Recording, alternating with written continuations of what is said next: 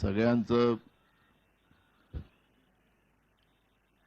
स्वागत करतो आणि जी सोशल मीडिया कॅम्पेन जे आम्ही आता सुरू करतो आहे त्याच्यामध्ये आपल्याला सांगण्यात आलं की ही राष्ट्रीय मोहीम काँग्रेसच्या वतीने राबवली जाणार आहे।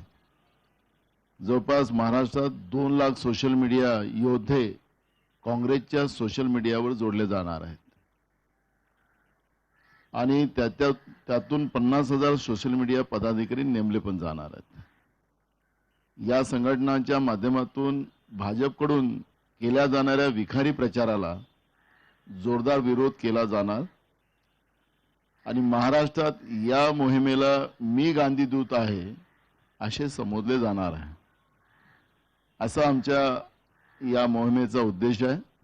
आम्ही भाजपचं जे विखारी प्रचार आहे त्या प्रचाराला समूळ नष्ट करण्याचा आणि समाजामध्ये तेढ करण्याचा जो प्रयत्न भाजपच्या वतीने जे सुरू आहे ते थांबवण्याचा या गांधीदूत च्या माध्यमातून आम्ही ते करणार आहे। काय प्रश्न असतील आपल्या लोकांना विचारू शकतो। थांब रे बाबा। नहीं, अभी अपन ये इसके बारे में थोड़ा सा एक कर लेते हैं।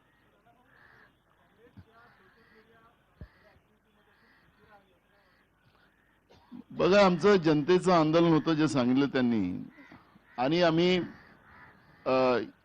आखरी सोशल मीडिया हे सगळं जे कॉम्प्युटर असेल मोबाईल असेल हे राजीव गांधीजींनी आणलं हे देशाच्या सगळ्या जनतेला माहिती आहे आणि जेव्हा हे आणलं तर हे चांगल्या विचारांनी आणलं होतं।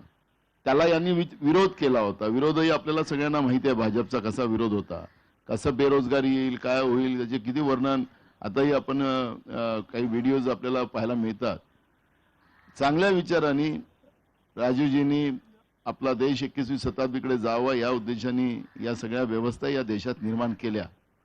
ज्या लोकांनी विरोध केला तेच लोकांनी याचा उलटा वापर करून देशामध्ये ज्या पद्धतीने विष पेरण्याचं सामाजिक विष पेरण्याचं काम जे सुरू केलेलं आहे, आम्हाला वाटलं की थोड्या दिवसांनी थकतील, यांना वाटेल की थोडंसं आपण जसं सांगितलं की कॅडर पक्ष आहे, कॅडरचा अर्थ आम्ही असं समजतो की हे समाजाला जोडतात, सगळ्यांना घेऊन चालणारे, असं आम्हाला कॅडरचा अर्थ समजत होतो। पण त्यांचा कॅडर आम्हाला आता खरा समजला आणि म्हणून जो काही आता सोशल मीडियावर त्या सगळ्या विकारी प्रचाराला थांबवण्याच्या दृष्टिकोनातून आमचं हे सोशल मीडिया काम करेल।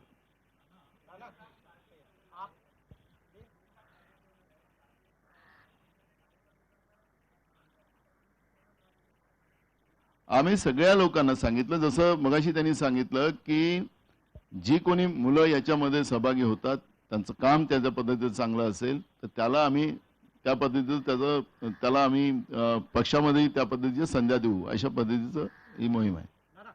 बीजेपी के आईटी सेल पर आरोप लगता है कि वो कई बार नेगेटिव कैंपेन बहुत अग्रेसिवली करते हैं। आप लोग जो आपकी कमेटी बनाएंगे, आईटी सेल बनाएंगे, क्या वो सिर्फ पॉजिटिव रहे, उसको लेके कोई मैकेनिज्म बनाया गया ताकि जो हमने आपको शुरुआत में कहा कि बीजेपी का जो गंदा और जहरीली जो प्रचार है उसको लोगों को सकारात्मक ले जाके बताने का काम हमारा ये करेगा। हम कोई कांग्रेस इस देश को बचाना चाहती है, देश को बर्बाद करने वालों से, और इसलिए जो भाजपा का जो गंदा प्रोग्राम शुरू है वो गंदे प्रोग्राम को रोकने के लिए सकारात्मक भूमिका लेकर हमारा आईटी मीडिया काम करेगा।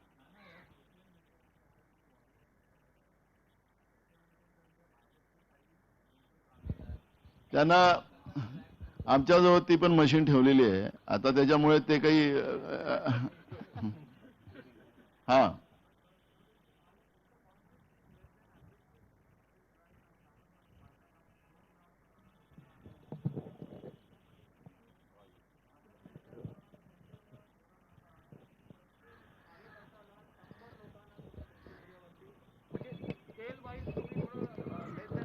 भाजप सांगतं ते वेगळं, त्यांचं कुठं बँगलोरला काय बसलेलं आहे, मुंबईत कोण बसलेले आहेत हे सगळं तुम्हाला माहिती आहे। ते कसं त्यांचं एका खोलीत सगळे ॲटम चालतं। त्याच्यामुळे आम्ही ही सोशल मोहीम करायला पाहतोय। भाजपनी काय आकडे सांगतात त्या आकड्यावर तुम्ही पण जाऊ नका आणि आम्ही पण जात नाही। हां, एकीकडे केंद्र सरकारची शक्ती, दुसरीकडे आर्थिक शक्ती, या आर्थिक शक्तीच्या बळावर समोरचा पक्ष म्हणजे तुमचा प्रतिस्पर्धी भारतीय जनता पक्ष ग्रामपंचायत पासून लोकसभेपर्यंत आर्थिक पाठबळाने निवडणूक लढवते. या सगळ्या परिस्थितीवर आपण त्यांना सामोरे जाणार आहात असं म्हणताय, पण केवळ कार्यकर्त्यांच्या शक्तीवर आपल्याला साध्य होणार आहे का? आणि जर होणार नसेल तर तुमचा पुढचा दुसरा मार्ग काय? इंग्रज जेव्हा या देशामध्ये होते, इंग्रजासारखं कोणी बलाढ्य होतं असं कुठे इतिहासात मला ऐकायला मिळालं नाही. मोगली आले तेही चालले गेले. त्यावेळेसही विश्वासानं देशप्रेमानं या भारत मातेवर प्रेम करणाऱ्या काँग्रेसींनी त्या काळात ते युद्ध लढलं. काँग्रेसला उपाशी तापाशी या भारत मातेला वाचवण्याचं काँग्रेसची मानसिकता आहे आणि ती राहणार आहे.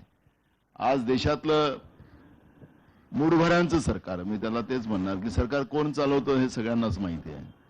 त्याच्यामुळे या मूढभरा लोकांना इंग्रज तर थोडेसे जास्त तरी होते, तर आणि त्यांच्याजवळ किती पैसा असेल तरी काँग्रेसचा कार्यकर्ता या पैसेवाल्यांच्या आणि सत्तेच्या भरोशावर जे काही साम्राज्य करायला पाहू इच्छितात त्यांना सत्तेतून बाहेर काढल्याशिवाय काँग्रेसचा कार्यकर्ता थांबणार नाही. त्या पद्धतीची भूमिका आहे. नाना, एक सवाल ये भी है कि इसके पहले ट्वीट जांच का जब मुद्दा आया था तो आपके यहाँ से जब उस विवाद बढ़ गया बीजेपी के, नड्डा ने तब तक जब समर्थन ट्वीट कर दिया, सचिन आपके यहाँ सावंत जो है वो अकेले लड़ते रहे, लेकिन आपका कोई बड़ा नेता जो है ट्विटर पर आकर पार्टी की भूमिका नहीं रख रहा था. तो क्या कोई अब यहाँ से आगे कोई मैकेनिज्म होगा कि आपका सिर्फ पार्टी के प्रवक्ता ही ना लड़े बल्कि बड़े जो नेता है वो भी आएंगे सपोर्ट करे किसी मुद्दे पर? हमारा एक छोटा कार्यकर्ता भी उनके लिए काफी है, इसलिए वो सचिन हमारा नड्डा के लिए काफी है.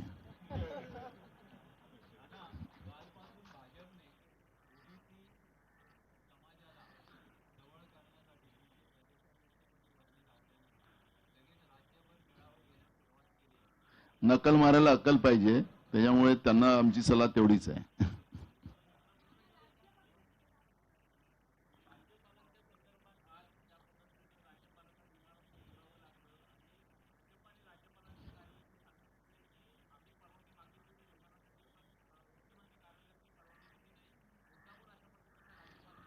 मला जी काही माहिती मिळाली काही टेक्निकल प्रॉब्लेम त्या विमानात आहे. राज्यपाल हे आमच्या राज्याचे पहिले व्यक्ती आहेत, त्यांचाही जीवाचं आम्हाला रक्षण करणं ही सरकारची गरज आहे. त्याच्यामुळे काही टेक्निकल प्रॉब्लेम आले तर त्याच्यामध्ये काय करणार? आता त्याला समजा इश्यू करत असतील भाजप, जे काही प्रश्न या देशामध्ये निर्माण करून ठेवलेले आहेत, पेट्रोल डिझेलचे भाव का वाढवत आहेत त्याच्यावर का नाही बोलत हे लोक? त्याच्यावर का नाही ट्वीट करत? महागाई वाढली, बेरोजगारांची संख्या वाढली आणि सांगितलं होतं ना 2 कोटी युवकांना नोकऱ्या देऊ, 15 लाख रुपये खात्यात टाकू, त्याच्यावर काय नाही बोलत? महत्वाच्या इश्यूला टर्न करण्यासाठी राज्यपालाला विमान उतरवलं. आता उतरवलं नाही ना, बसूच दिलं नाही. विमान खराब झालं तर त्याला बसू कसं देणार? ते उतरवलं म्हणतात. म्हणजे ते विखारी प्रचार जो म्हटलं ना मगाशी ते आहे. ते अहंकार कोण करताय या देशामध्ये? सगळेजण पाहतच आहेत ना. हजारो शेतकरी त्या ठिकाणी शहीद झालेत दिल्लीमध्ये. राज्यसभेमध्ये रडतात कोणासाठी? नकली आसू कोणासाठी आणतात? मगरमच्छ अश्रू कोणाच्या डोळ्यात येत आहे? घमंड तर तुम्हाला आहे, घमंड या आघाडी सरकारला नाही आहे. त्याच्यामुळे त्यांनी घमंडाची भाषा त्यांनी त्यांच्याजवळ ठेवावी. देशातली जनता मोदीजी कसे वागतात, देशाचे प्रधानमंत्री कसे वागतात हे देशाची जनता ओळखते आहे. राज्यपालांच्या प्रकरणामध्ये ज्या पद्धतीने ते जे काही महत्वाचे प्रश्न जनतेचे आहेत त्याला डायव्हर्ट करण्याचा ते प्रयत्न करतात आहेत, ते चुकीचं आहे आणि राज्याची जनता ते समजते. आघाडी सरकारचा एक प्रयत्न आहे की जे काही राज्यपाल कोट्यातून जे 12 आमदार येतात ते सगळे त्यांच्या क्षेत्रामधले महत्त्वपूर्ण व्यक्ती असतात. आपल्या संविधानिक व्यवस्थेमध्ये जी काही परंपरा आहे, मी तुम्हाला एक सांगतो, जे भाजपवाले ओरडतात ना, मी विधानसभेचा अध्यक्ष होतो. ज्या समित्या ज्याच्या आता विरोधी पक्षाचे जे सदस्य सन्माननीय मुनगंटीवार साहेब लोकलेखाचे अध्यक्ष आहे, जिथपर्यंत ते राज्यपालनी जे 12 सदस्य दिले नसते तिथपर्यंत मी ती कमिटी पण करू शकत नाही.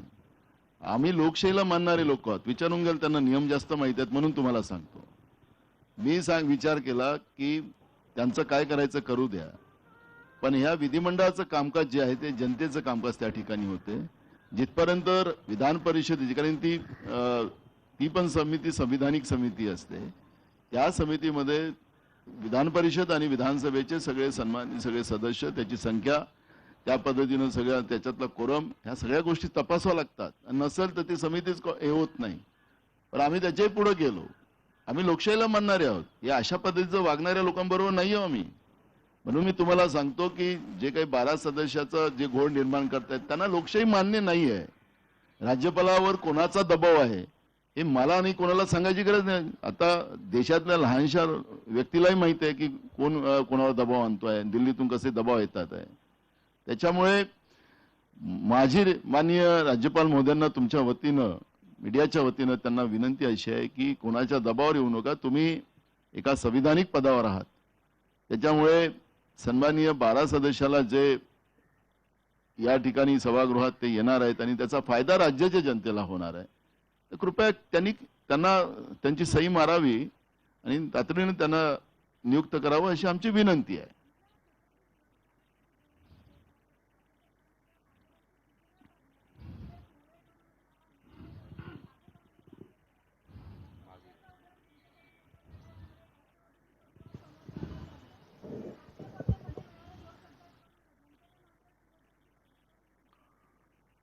असं आहे की शिवाजी महाराज आमच्या हृदयात आहेत. त्याच्यामुळे जयंती तर साजरी करणारच आहोत सगळेजण. पण त्याला जी काही आता आमचाही कार्यक्रम जे होणार आहे त्याच्यातली जी काही नियमावली ठरलेली आहे त्या नियमाप्रमाणेच होणार आहे. सोशल डिस्टन्स वगैरे या सगळ्या गोष्टी. त्याच्यामुळे छत्रपती शिवाजी महाराज हे आमचं हृदयस्थान आहे आणि त्यांची जयंती त्याच उत्साहाने साजरी केली जाणार आहे. पण त्याच्यातले आदरणीय देशाचे प्रधानमंत्र्यांनी 144 धारेच्या अंतर्गत जे काही नियम ठरवून दिलेले आहेत त्याही नियमाचं पालन आम्हाला करावं लागेल ना. नाही ऐकलं त्यांचं तर काय करतात ते तुम्हाला माहितीच आहे. जीएसटीचे पैसे देत नाही.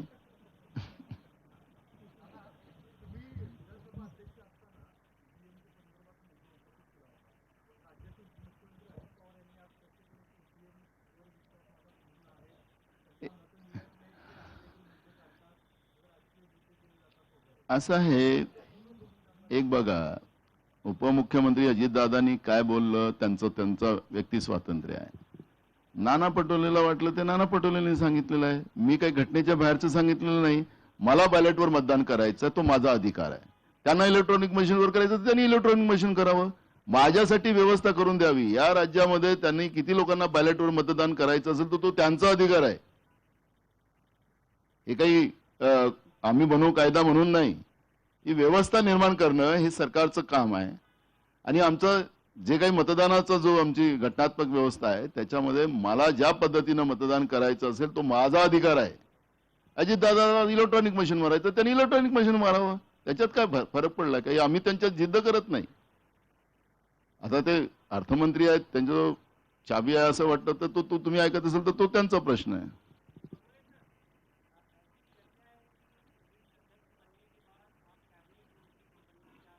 नाना पटोले खुर्ची के पीछे नहीं दौड़ता.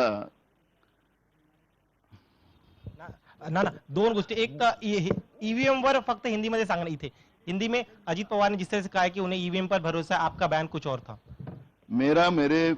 मैंने मेरा विचार नहीं बताया. संवैधानिक व्यवस्था के आधार पर हमने आर्टिकल 328 के आधार पर राज्य सरकार को विधानसभा का इलेक्शन बैलेट पे लेना, इलेक्ट्रॉनिक मशीन पे लेना, उसका एक कानून बनाने का अधिकार है. ये मैंने अपने व्यवस्था से नहीं. मुझे अगर बैलेट पे वोट करना है तो सरकार ने मेरे को बैलेट की व्यवस्था करके देना चाहिए. उनको इलेक्ट्रॉनिक मशीन पे करना है तो उन्हें इलेक्ट्रॉनिक मशीन पे करना चाहिए. वो व्यवस्था है. मैं व्यवस्था के बारे में बात कर रहा हूं और संवैधानिक व्यवस्था से कोई बड़ा नहीं होता. इसलिए उनका मत उनके पास, मेरा मत मेरे पास, और मेरे अधिकार है वो. राज्यपाल के विमान मुद्दे पर मुख्यमंत्री कार्यालय से अपडेट आया ना. एक अपडेट आया है राज्यपाल विमान मामले पर. मुख्यमंत्री कार्यालय ने कहा है कि राज्यपाल को कल ही बता दिया गया था कि विमान की इजाजत नहीं दी गई है, बावजूद इसके राजभवन वहां गए.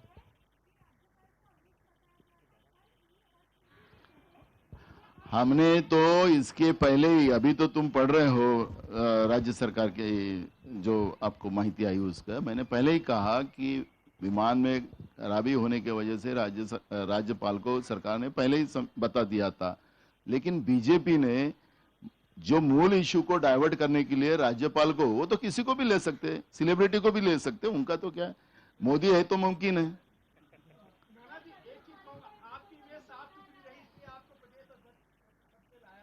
हमारे पार्टी में सभी की हमारे पार्टी में नहीं, आपकी बात को नहीं मैं मानता। हमारे पार्टी में सबकी,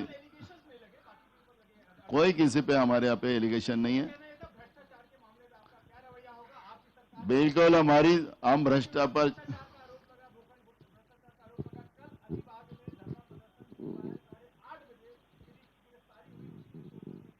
किसकी किसकी किरीट सुमैया के बातों पे आप विश्वास करते हो? नहीं, वो सांसद रहे तो मैं भी सांसद रह चुका हूं, मैंने भी कई सांसद देखा हूं पार्लियामेंट में, मेरा वो इश्यू नहीं है ना। आदमी की कोई क्रेडिटेबल भी तो होना चाहिए ना। अब वो तो हर बार तो उन्हें कितने भी उनकी प्रेस कॉन्फ्रेंस हो गई, वो दस्तावेज के साथ बिल्कुल सामने आ रहे हैं, ये ऐसा हो गया जैसा उसने, बिल्कुल वो सही डाकूच है, उनके स्टाइल है वो, तुम उनके फंदे में पड़ो ही मत।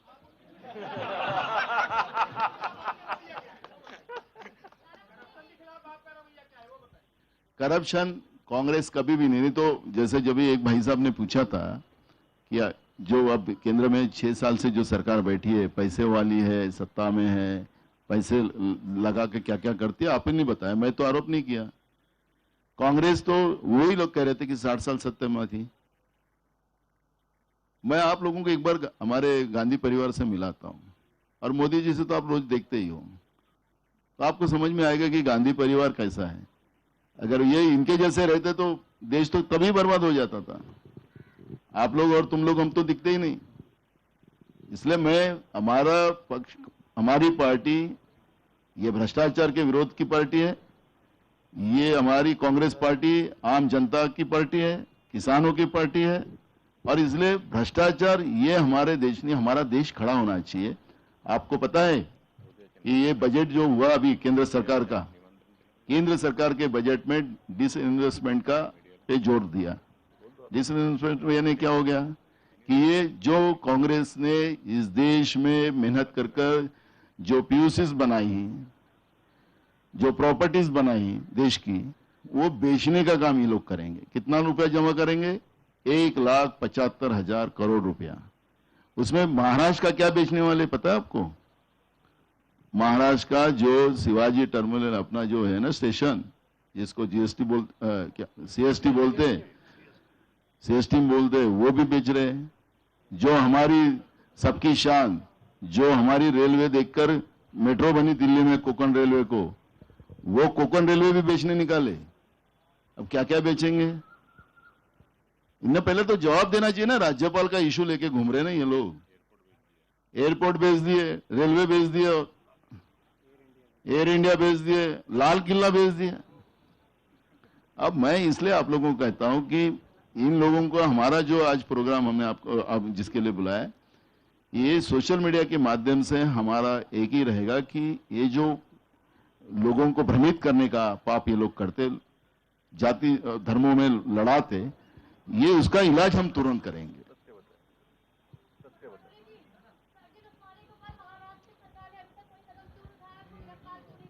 इसको हमने तो कहा है कार्रवाई करे, कांग्रेस की भूमिका है। वो रामजादे हरामजादे पे भी कार्रवाई करने की मांग हमने की है। उस पे क्यों नहीं कर रही केंद्र सरकार? हमने राज्य सरकार को कहा है कांग्रेस की भूमिका है, कोई भी धर्म के बारे में, कोई भी हो, किसी भी धर्म के ऊपर कोई भी टीका नहीं कर सकता, किसी धर्म को गाली नहीं दे सकता। कांग्रेस सेकुलरिज्म को मानने वाला है, और इसलिए कोई भी ऐसे लोगों को कांग्रेस में कोई मान्यता हो नहीं सकती, किसका सपोर्ट करने का कोई कारण नहीं है। अली बजरंग बली वाले भी लोग हैं, उनको भी कार्रवाई करना पड़ेगा अपने।